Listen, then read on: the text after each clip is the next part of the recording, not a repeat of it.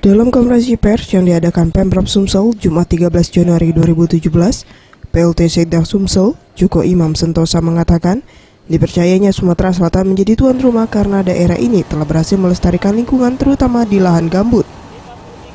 Meski di tahun 2015 Sumsel menyumbang kabut asap dari kebakaran hutan dan lahan, namun di tahun 2016 Sumsel dapat menanggulanginya dan terbukti Sumsel dapat bebas kabut asap. Kita dulu yang kalau di Palembang begitu keluar rumah itu sudah asap luar biasa.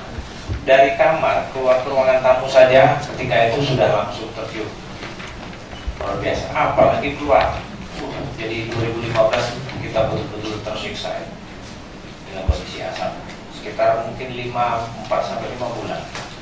Nah, alhamdulillah syukur 2016 ya, kita sangat bersyukur El Nino tidak seganas seperti yang 2000. Direncanakan ada 7 wilayah di kabupaten kota di Sumsel akan direstorasi, salah satunya Sembilang, Dangku di Kabupaten Banyuasin, dan restorasi Langskap, Padang Sugihan. Farel Dwi Satria, Faisal Ariantara, Sriwijaya TV.